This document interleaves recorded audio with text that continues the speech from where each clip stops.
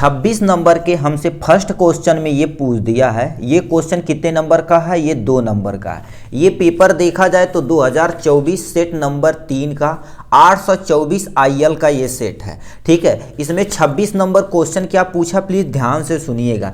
लिखा क्या आ गया, एक जस्ते की छड़ को कॉपर सल्फेट के विलयन में डालने पर उसका नीला रंग धीरे धीरे गायब हो जाता है। ठीक है, दिख नहीं रहा था, दोबारा देखिए।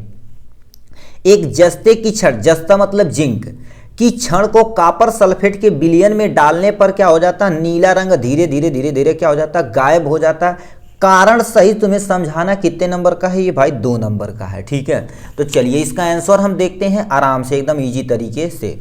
आपके सामने ये देखिए, इसका आंसर ये आपके सामने ये रहा। आपको थोड़ा सा हम बता देते हैं, कॉपर सल्फेट को हम आपको ला के दिखाते हैं एक्चुअल में होता कैसा है। ठीक है, ठीक, तो आपके सामने ये रखा कॉपर सल्फेट। देखिए क्यूप्रिक सल्फेट है। ये देखा जाए तो तुम्हारे पास क्या दे रखा है, इसकी प्राइस देखी जाए तो ये नेट वेट लगभग 1 पाव है। 1 पाव की प्राइस देखा जाए तो 1030 रुपये है। अब ये कह दिया, इसमें हम क्या कर देते हैं, इसके बिलियन में, मतलब हमने क्या कर दिया, देखिए बीकर में इसका बिलियन लिया जो किस कलर का है, नीले कलर का। इसमें हम जब जिंक को डालते हैं, जिंक की छड़ या लोहे की छड़ डालेंगे तो इसका जो नीला कलर, ये जो नीला कलर दिख रहा है ना, धीरे धीरे धीरे धीरे क्या होगा, गायब हो जाएगा। क्यों होता है इसका तुम्हें क्या बताना है, कारण बताना है।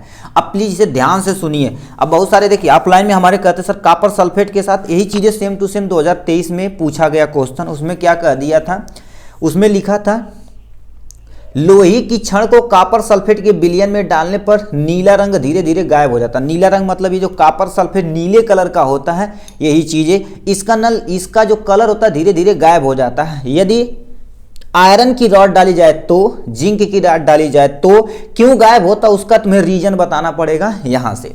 ठीक है, तो आपके सबसे पहले क्या लिखा है, देखिए जिंक कॉपर सल्फेट के विलयन में डालने पर नीला रंग गायब हो जाता है। क्योंकि क्या होता है, जिंक कॉपर से अधिक सक्रिय होता है। यदि आप सक्रियता श्रेणी देखेंगे, ठीक है, सक्रियता श्रेणी देखेंगे तो यानी ऊपर जितने भी धातु होते हैं वो क्या होते हैं, अधिक क्रियाशील होते हैं, अधिक क्रियाशील होते हैं। नीचे जो जितने भी धातु होते हैं वो क्या होते हैं, कम क्रियाशील होते हैं।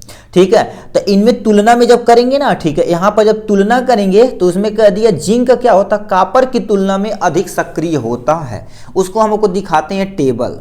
देखिए आपके सामने धातुओं की सक्रियता श्रेणी हमें दे रखा। देखिए ये यानी पोटेशियम हो जाएगा, sodium, calcium, magnesium, aluminium, zinc. यहां देखा जाए तो जिंक क्या हो गया, कॉपर की तुलना में, देखिए कॉपर नीचे है, कम सक्रिय है, तो ज्यादा सक्रिय कम सक्रिय तत्व को क्या कर देगा, उसकी जगह से विस्थापित कर देगा। इसी को विस्थापन अभिक्रिया बोलते हैं। क्यों? क्योंकि जिंक ज्यादा सक्रिय कंपेयर टू कॉपर सल्फेट। इसीलिए वहां पर साफ साफ लिखा क्या, जिंक देखा जाए कॉपर से अधिक सक्रिय धातु है जो कॉपर सल्फेट में से कॉपर को विस्थापित कर देता है। इसीलिए वो नीला कलर क्या हो जाता है, गायब हो जाता है। यहां पर लिख देते हैं इसीलिए, ठीक है, इसीलिए कॉपर सल्फेट का, ठीक है, कॉपर सल्फेट का नीला रंग गायब हो जाता है। कॉपर सल्फेट का नीला रंग, ठीक है, नीला रंग गायब हो जाता है या धीरे धीरे क्या हो जाता है, हट जाता, गायब हो जाता है। ठीक है, यहां पर क्या हो जाएगा, लिख देंगे यहां से। इतना चीज हो गया, ये हो गया। अब देखिए इसी का तुम्हारे पास क्या करना, कारण सही समझा दिए, ये तो लिखना पड़ेगा, बट आपको थोड़ा सा रिएक्शन भी लिखना पड़ेगा, तब आपका क्या होगा, मान्य होगा। तो सबसे पहले जिंक लेंगे। जिंक का तुम्हारे पास फार्मूला क्या होता है, Zn होता है। ठीक है, तो हमने क्या कर दिया, यहाँ पर जिंक ले लिया। उसके बाद क्या कर दिया है, कॉपर सल्फेट के साथ अब क्रिया कराएंगे, CuSO4 हो जाएगा यहाँ से। तो ये आपके सामने क्या हो जाएगा, जिंक हो जाएगा। ठीक है, जिंक हो जाएगा। इसको क्या बोलते हैं, कॉपर सल्फेट बोलते हैं। क्या बोलते हैं, कॉपर सल्फेट बोलते हैं। जब जिंक कॉपर सल्फेट के साथ अभिक्रिया करेगा तो इसी अभिक्रिया को विस्थापन अभिक्रिया कहते हैं। तो जिंक कॉपर की तुलना में देखा जाए तो ज्यादा सक्रिय है, तो इसे क्या कर देगा, विस्थापित कर देगा। तो यहां पर क्या बना देगा, Zn बना देगा और कॉपर को क्या कर देगा, अलग कर देगा।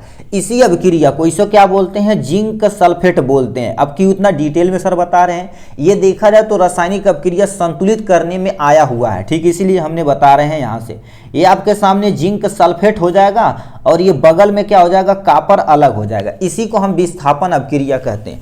विस्थापन अपक्रिया क्या होती है, जब कोई धातु मान लेते ए है, बी के साथ क्या हो रहा था, बी और सी के साथ अपक्रिया करेगा, तो ये बी वाले को, ए ज्यादा सक्रिय हुआ, बी वालों को क्या कर देगा, इसकी जगह से हटा देगा। तो ये जगह से जब हटा देगा तो बी अपनी तन्हाई में अकेला रहेगा, ए क्या करेगा, सी के साथ मजा मारेगा। ठीक है, तो इसी को क्या बोलते हैं, विस्थापन अपक्रिया बोलते हैं। और वही चीजें यहां पर क्या हो रही है, विस्थापन अपक्रिया हो रही है।